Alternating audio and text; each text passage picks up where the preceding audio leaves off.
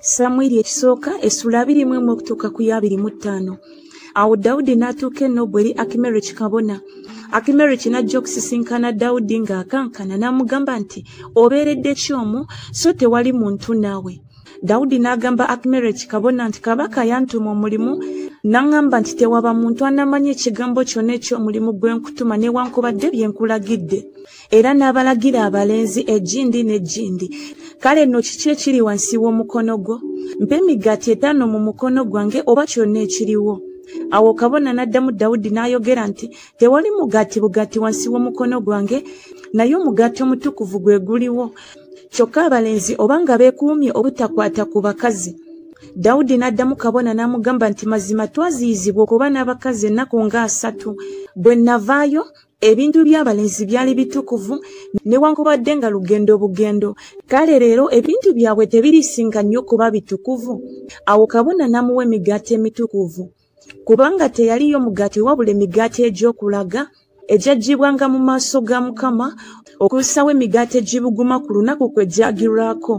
Era omuntu ow'okubadde ba Sawulo yaliwo ku lunaku olwo ng'aziyizibwa mu maaso ga Mukama, n'erinnya lye yali Dowegi Omwedomu, omukulu w'abasumba ba Sawulo.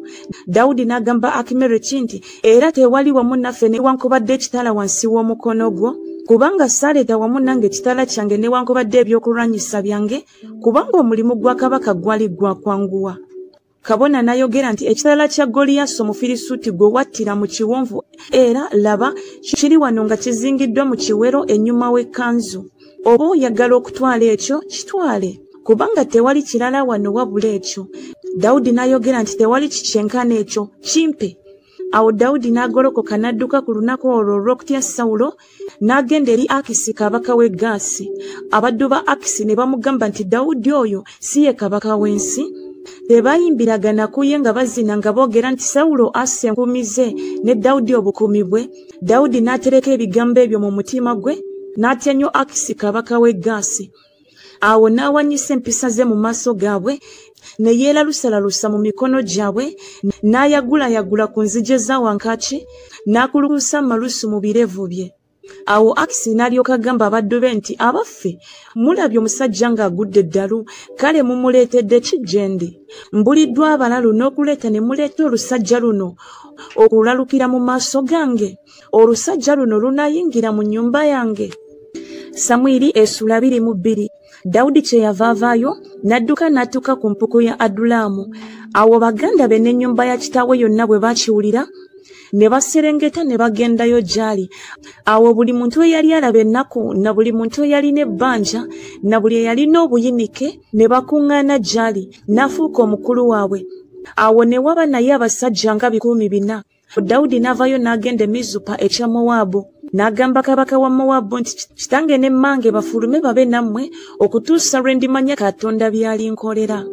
Awo n'abaleeta mu maaso ga kabaka wa Mowaabu, ne batuula naye ekiseera kyonna Dawudi ng'akyali mu mpuku. Awo nnabbi Gadi n'agamba Dawudi nti tobeera mu mpuku, genda otuuke mu nsi ya Yuda. Awo Dawudi n'agenda n'atuuka mu kibira Keresi. Awo Sawulo n'awulira nga Dawudi alabise n'abasajja abali naye, era Sawulo yali atudde e Gibeya munda w'omumyuliru mu Laama ng'akutte effumu lye mu ngalo, n'abaddu be bonna baali bayimiridde okumwetooloola. Sawulo n'agamba abaddu be abaali bayimiridde okumwetooloola nti muwulire nno, mmwe Ababenyamini, mutabani wa Yese aliwa buli muntu ku mmwe ennimiro n'ensuku ez'emizabbibu, alibafuula mwenna okuba abaami b'10 era abaami b'10. Mwenna ne munneekoobaana, so tewali ambikkulira mutabani wange bw'alagaana endagaano ne mutabani wa Yese, so tewali kumwansaasidde newankubadde antegeeza nga mutabani wange yampeerera omuddu wange okuteganga leero. Awo Dowegi Omwedomu eyayimirira wali abaddu ba Sawulo n'alyoka addamu n'ayogera nti nalaba mutabani wa Yese ng'ajja e Nobu eri Akimereki mutabani wa Akitubu, n'amubuuliza eri Mukama, n'amuwa ebyokulya, n'amuwa ekitala kya Goliyasi Omufirisuuti. Awo kabaka n'alyoka atuma okuyita Akimereki kabona mutabani wa Akitubu n'ennyumba yonna eya kitaawe. Bakabona abaali e Nobu ne bajja bonna eri kabaka. Sawulo n'ayogera nti wulira nno gwe mutabani wa Akitubu. N'addamu nti nze nzuuno mukama wange. Sawulo n'amugamba nti mwanneekoobaanira ki gwe ne mutabani wa Yese? kubanga wamuwa emigaati n'ekitala n'omubuuliza eri Katonda angolokokereko okuteganga leero. Awo Akimereki n'addamu kabaka n'ayogera nti era ni ku baddu bo amwenkana Dawudi obwesigwa ye mukoddomi wa kabaka era ayingizibwa mu kuteesako era ow'ekitiibwa mu nnyumba yo. Nsoose leero okumubuuliza eri Katonda kiddira eri kabaka aleme okussako omuddu we ekigambo kyonna newankubadde ennyumba ya kitange yonna, kubanga omuddu we taliiko kyamanyi ku bino byonna newankubadde ebitono newankubadde ebingi. Kabaka n'ayogera nti toleme kufa Akimereki gwe n'ennyumba ya kitaawo yonna. Awo kabaka n'agamba abambowa abaali bayimiridde okumwetoloola nti mukyuke mutte bakabona ba Mukama kubanga n'omukono gwabwe guli ne Dawudi era kubanga bamanyi nga yadduka ne batakimbikuulira.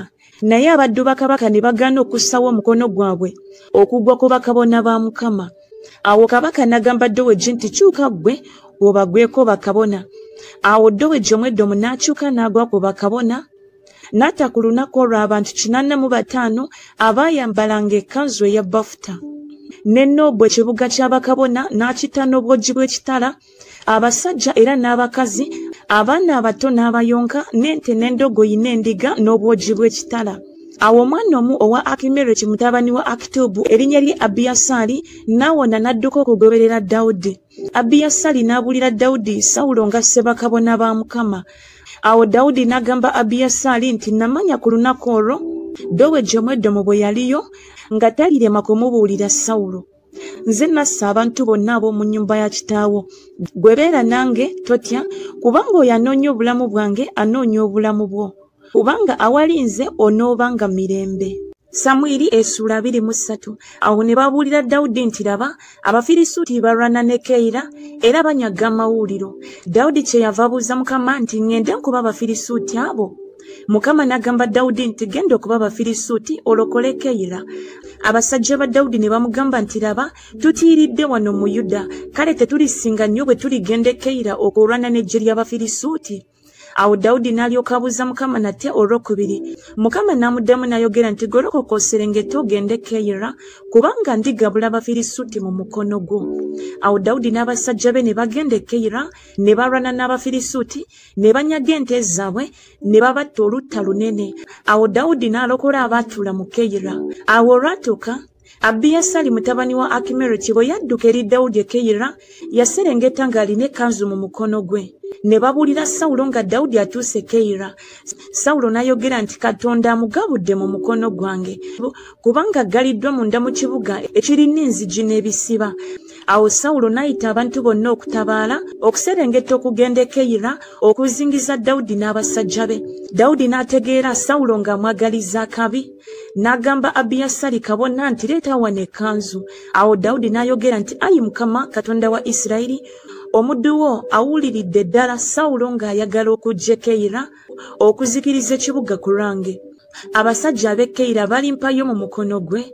Sawulo aliserengeta ng'omuddu wo bw'awulidde. Ayi Mukama Katonda wa Isirayiri, nkwegayiridde buulira omuddu wo. Mukama n'ayogera nti aliserengeta. Awo Dawudi n'alyoka ayogera nti abasajja b'e Keyira balimpaayo nze n'abasajja bange mu mukono gwa Sawulo. Mukama n'ayogera nti balikuwaayo. Awo Dawudi n'abasajja be abalinga 600 ne bagolokoka ne bagenda okuva mu Keyira ne bagenda buli gye bayinza okugenda. Ne babuulira Sawulo Dawudi ng'awonye okuva mu Keyira n'alekayo okutabaala. Awo Dawudi n'atuula mu ddungu mu bigo n'abeera mu nsi ey'ensozi mu ddungu ery'e Ziifu. Sawulo n'amunoonyanga buli lunaku naye Katonda n'atamugabula mu mukono gwe. Dawudi n'alaba nga Sawulo atabadde okunoonya obulamu bwe. Era Dawudi yali mu ddungu ery'e Ziifu mu kibira. Awo Yonasaani mutabani wa Sawulo n'agolokoka n'agenda eri Dawudi mu kibira n'anyweza omukono gwe mu Katonda. N'amugamba nti totya, kubanga omukono gwa Sawulo kitange teguli kulaba era gw'oliba kabaka wa Isirayiri, nange ndikuddirira obukulu era n'ekyo Sawulo kitange akimanyi.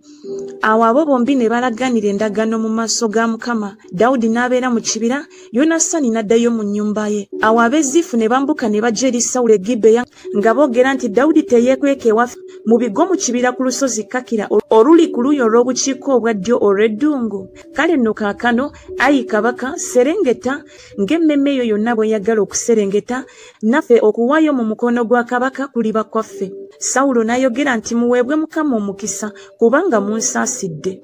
Mugende mbeegayiridde mweyongere okwetegereza mumanye mulabe ekifo kye waabeera n'eyamulabayo kubanga bambuulira nti alina obugerengetanya bungi nnyo. Kale mulabe muzige ebifo byonna mwateegera mwe yeekweka mukomewo gye ndi so temulema kujja nange ndigenda nammwe. Awo olulituuka oba ng'ali mu nsi ndimunoonya ne mulaba mu nkumi zonna eza Yuda. Awo ne bagolokoka ne bagenda e Zifu okukulembera Sawulo. Naye Dawudi n'abasajja be baali mu ddungu ly'e Mawoni mu Alaba ku luuyi olw'eddungu olw'obukiika obwa ddyo. Sawulo n'abasajja be ne bagenda okumunoonya. Ne babuulira Dawudi kyeyava aserengeta awali olwazi n'abeera mu ddungu ery'e Mawoni. Awo Sawulo bwe yakiwulira n'agoberera Dawudi mu ddungu ery'e Mawoni. Sawulo n'agenda ku mabbali g'olusozi eruuyi ne Dawudi n'abasajja be ku mabbali g'olusozi eruuyi. Dawudi n'ayanguwa okuvaayo olw'okutya Sawulo kubanga Sawulo n'abasajja be baazingiza Dawudi n'abasajja be enjuuyi zonna okubakwata. Naye ne wajja omubaka eri Sawulo ng'ayogera nti yanguwako ojje kubanga Abafirisuuti bakwekwese mu nsi. Awo Sawulo n'alekayo okugoberera Dawudi n'addayo n'atabaala Abafirisuuti. Ekifo ekyo kye bava bakiyita Serakamalekoosi. Awo Dawudi n'avaayo n'ayambuka n'abeera mu bigo ebya Engedi. Samwiri essula 24. Awo olwatuuka Sawulo bwe yakomawo ng'amaze okugoberera Abafirisuuti ne bamubuulira nti laba Dawudi ali mu ddungu erya Engedi. Awo Sawulo n'atwala abasajja 30,000 abalondebwa mu Isirayiri yenna n'agenda okunoonya Dawudi n'abasajja be ku njazi ez'embulabuzi. N'ajja ku bisibo by'endiga mu kkubo awaali empuku. Sawulo n'ayingira okubikka ku bigere bye. Era Dawudi n'abasajja be baali batudde mu bifo eby'omu mpuku ebyakomererayo munda. Abasajja ba Dawudi ne bamugamba nti laba olunaku Mukama lwe yakugambako nti laba ndigabula omulabe wo mu mukono gwo era olimukola nga bw'olisimba. Awo Dawudi n'agolokoka n'asala ku kirenge ky'ekyambalo kya Sawulo mu kyama. Awo olwatuuka oluvannyuma Dawudi n'alumwa omwoyo kubanga yasala ku kirenge kya Sawulo. N'agamba abasajja be nti Mukama akiddiza erinze okukola mukama wange Mukama gwe yafukako amafuta ekigambo kino okumugololera omukono gwange kubanga y'oyo Mukama gwe yafukako amafuta. Awo Dawudi n'aziyiza abasajja be n'ebigambo ebyo n'atabaganya kumugolokokerako Sawulo. Awo Sawulo n'agolokoka n'ava mu mpuku n'agenda. Awo ne Dawudi n'agolokoka oluvannyuma n'ava mu mpuku n'akoowola Sawulo ng'ayogera nti Mukama wange kabaka. Awo Sawulo bwe yakebuka Dawudi n'avuunama amaaso ge ne yeeyanza. Dawudi n'agamba Sawulo nti kiki ekikuwuliza ebigambo by'abantu nga boogera nti laba Dawudi ayagala okukukola akabi.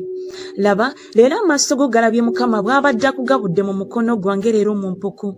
Era wabaddewo abaŋŋambye okukutta naye eriiso lyange ne likusaasira. Ne ŋŋamba nti sijja kugolola mukono gwange ku mukama wange kubanga ye oyo Mukama gwe yafukako amafuta. Era kitange laba weewaawo laba ekirenge ky'ekyambalo kyo mu ngalo zange. Kale kubanga nsaze ku kirenge ky'ekyambalo kyo ne sikutta tegeera olabe nga tewali kabi newankubadde ekyonono mu mukono gwange so sikusobeza newankubadde ng'oyigganya obulamu bwange okubutta. Mukama asale omusango wakati wange naawe. Mukama akuwalaneko eggwanga lyange naye omukono gwange teguliba ku ggwe. Ng'olugero olw'abedda bwe lwogera nti mu babi mwe muva obubi naye omukono gwange teguliba ku ggwe. Kabaka wa Isirayiri atabadde ani? Ogoberera ani? Ogoberera embwa enfu enkukunyi. Kale Mukama abe mulamuzi asale omusango gwange n'ogugwo alabe awoze ensonga yange andokole mu mukono gwo. Awo olwatuuka Dawudi bwe yamala okugamba Sawulo ebigambo ebyo Sawulo n'ayogera nti lino ly'eddoboozi lyo mwana wange Dawudi. Sawulo n'ayimusa eddoboozi lye n'akaaba amaziga. N'agamba Dawudi nti gw'onsinga obutuukirivu kubanga onsasudde obulungi naye nze nkusasudde obubi era oyatudde leero bw'onkoze obulungi kuba Mukama yangabudde mu mukono gwo n'otonzita. Kubanga omuntu bw'asanga mulabe we anaamuganya okugenda nga mulamu. Kale Mukama akuwa empeera ennungi olw'ekyo ky'onkoze leero. Era nno laba manyi nga tolirema kuba kabaka era ng'obwakabaka bwa Isirayiri bulinywezebwa mu mukono gwo. Kale nno kaakano ndayirira Mukama nga tolizikiriza zadde lyange eririddawo so nga tolimalawo linnya lyange okuliggya mu nnyumba ya kitange. Dawudi n'alayirira Sawulo. Sawulo n'addayo eka naye Dawudi n'abasajja be ne bayambuka mu mpuku. Samwiri essula 25. Awo Samwiri n'afa, Isirayiri yenna ne bakuŋŋaana ne bamukaabira ne bamuziika mu nnyumba ye e Laama. Dawudi n'agolokoka n'aserengeta n'agenda mu ddungu Palani. Awo yaliyo omusajja Mawoni ebintu bye nga biri e Kalumeeri. Era omusajja oyo yali mukulu nnyo, era yalina endiga 3,000 n'embuzi 1,000. Awo yali ng'asala ebyoya by'endiga ze e Kalumeeri. Era erinnya ly'omusajja Nabali, ne mukazi we erinnya lye Abigayiri. N'omukazi yali mutegeevu n'amaaso ge nga malungi, naye omusajja yali wa kkobyo era mubi mu bikolwa bye, era yali wa nnyumba ya Kalebu. Awo Dawudi n'awulira mu ddungu Nabali ng'asala ebyoya by'endiga ze. Awo Dawudi n'atuma abalenzi 10. Dawudi n'agamba abalenzi nti, mwambuke e Kalumeeri mugende eri Nabali mumunamusize. Era bwe mutyo bwe muba mugamba oyo atuula ng'alaba omukisa nti emirembe gibeere gy'oli, era emirembe gibeere ku nnyumba yo, era emirembe gibeere ku byonna by'olina. Era nno mpulidde ng'olina abasala ebyoya by'endiga. Abasumba bo nno baabanga naffe ne tutaabakola bubi, so tewaabanga ekyababula, ebiro byonna nga bali e Kalumeeri. Buuza abalenzi bo banaakubuulira. Kale abalenzi baganje mu maaso go, kubanga tujjidde ku lunaku olulungi. Waayo nkwegayiridde kyonna ekinajja mu mukono gwo eri abaddu bo n'eri mutabani wa Dawudi. Awo abalenzi ba Dawudi ne bajja ne boogera ne Nabali mu linnya lya Dawudi ng'ebigambo ebyo byonna bwe biri, ne basirika. Awo Nabali n'addamu abaddu ba Dawudi n'ayogera nti, Dawudi yaani era mutabani wa Yese yaani? Mu biro bino wabaawo abaddu bangi abajeemera buli muntu mukama we. Kale nno n'atoola emigaati gyange n'amazzi gange n'ennyama yange gye nzitidde abasajja bange abasala ebyoya, ne mbiwa abasajja beesimanyiiko gye bavudde.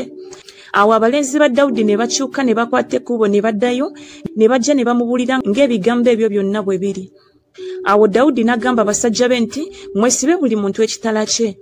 Ne beesiba buli muntu ekitala kye, ne Dawudi naye ne yeesiba ekitala kye. Ne wayambuka okugoberera Dawudi abasajja nga 400, 200 ne basigala ku bintu. Naye omu ku balenzi n'abuulira Abigayiri mukazi wa Nabali ng'ayogera nti, laba, Dawudi yatuma ababaka ng'ayima mu ddungu okulamusa mukama waffe n'abagwako. Naye abasajja abo baatukolanga bulungi nnyo, so tetukolwanga bubi, so tetubulwanga kintu kyonna ebbanga lyonna lye twamala nga tubeera nabo. Bwe twali mu nsiko baabanga bbugwe gye tuli emisana n'ekiro, ekiseera kyonna kye twamala nabo nga tulunda endiga.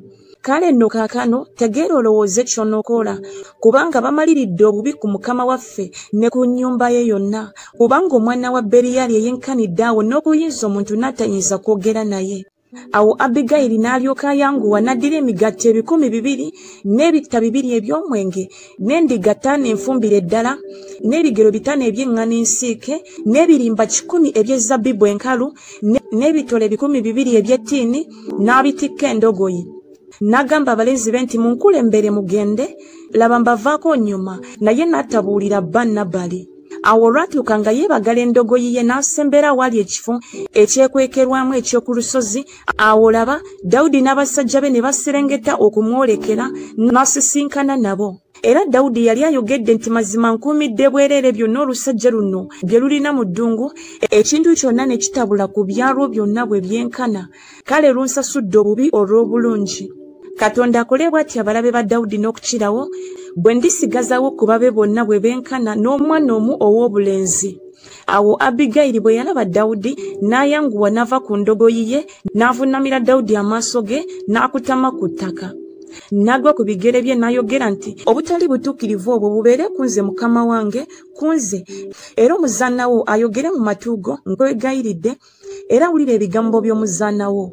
Nkwegayiridde, mukama wange aleme okusaayo omwoyo eri omuntu oyo wa Beriyali, Nabali, kuba erinnya lye nga bwe liri, naye bw'ali bw'atyo. Nabali lye erinnya lye n'obusirusiru buli naye. Naye nze omuzaana wo salaba balenzi ba mukama bange be watuma.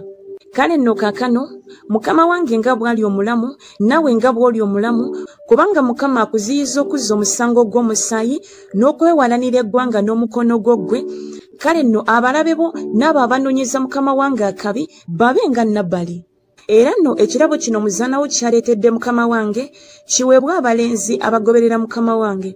Nkwegayiridde sonyiwa ekyonoono ky'omuzaanawo, kubanga mukama talirema kukolera mukama ennyumba ey'enkalakkalira, kubanga mukama wange alwana entalo za mukama, so n'akabi tekalirabika ku ggwe ennaku zo zonna. Era newankubadde ng'abantu bagolokose okukuyigganya n'okunoonya obulamu bwo, naye obulamu bwa mukama wange bulisibirwa mu muganda gw'obulamu wamu ne mukama Katonda wo, n'obulamu bw'abalabe bo alibuvumuula ng'ebiva mu lubuto lw'envumuulo. Awo olulituuka mukama bw'aliba ng'akoze mukama wange ng'obulungi bwonna bwe buli bwe yakwogerako, era ng'akutaddewo okuba omukulu wa Isirayiri, kale kino tekiri kulumya mwoyo, so omutima gwange tegulyesittaza mukama wange, kubanga wayiwa omusaayi ogutaliiko nsonga, newankubadde kino nga mukama wange yeewalanira eggwanga yekka. Awo mukama bw'aliba ng'akoze bulungi mukama wange, kale ojjukira ng'omuzaanawo. Dawudi n'agamba Abigayiri nti, atenderezebwe Mukama Katonda wa Isirayiri, akutumye leero okusisinkana nange, era gatenderezebwe n'amagezi go, naawe otenderezebwe ankumye leero obutabaako musango gwa musaayi n'obuteewalanira ggwanga n'omukono gwange nze. Kubanga mazima ddala nga Mukama Katonda wa Isirayiri bw'ali omulamu, anziyizza okukola obubi, senga toyanguye n'ojja okusisinkana nange, mazima tewandisigalidde Nabali emmambya ng'esaze omwana omu ow'obulenzi. Awo Dawudi n'atoola mu ngalo ze ebyo byamuleetedde, n'amugamba nti yambuka mu nnyumba yo mirembe, laba mpulidde eddoboozi lyo n'enkukkiriza ggwe. Awo Abigayiri n'ajja eri Nabali, era laba yali afumbye embaga mu nnyumba ye ng'embaga ya kabaka. Omwoyo gwa Nabali gwali gusanyuse mu nda ye, kubanga yali atamidde nnyo. Kyeyava alema okumubuulira ekigambo kyonna, oba kitono oba kikulu, okutuusa enkya. Awo olwatuuka enkya, Nabali omwenge bwe gwali gumuvuddeko, mukazi we n'amubuulira ebigambo ebyo, omutima gwe ne gufiira mu nda ye n'afuuka ng'ejjinja. Awo olwatuuka ennaku nga 10 nga ziyiseewo, Mukama n'alwaza Nabali n'afa. Awo Dawudi bwe yawulira Nabali ng'afudde, n'ayogera nti, Mukama atenderezebwe, awozezza ensonga ey'okuvumibwa kwange mu mukono gwa Nabali, era aziyizza omuddu we okukola ekibi. N'obubi bwa Nabali Mukama abuzizzaayo ku mutwe gwe ye. Dawudi n'atuma n'ayogereza Abigayiri okumufumbirwa. Awo abaddu ba Dawudi bwe baatuuka eri Abigayiri e Kalumeeri, ne bamugamba nti Dawudi yatutumye gy'oli okumufumbirwa. Awo n'agolokoka n'avuunama amaaso ge n'ayogera nti, laba, omuzaanawo abeemuweereza okunaazanga ebigere by'abaddu ba mukama wange. Awo Abigayiri n'ayanguwa n'agolokoka ne yeebagala endogoyi wamu ne bawala be 5 abaamugobereranga, n'agoberera ababaka ba Dawudi n'aba mukazi we. Dawudi n'awasa ne Akinowamu ow'e Yezuleeri, bombi ne baba bakazi be. Era Sawulo yali awadde Mikali muwala we, mukazi wa Dawudi, Paluti mutabani wa Layisi ow'e Galimu.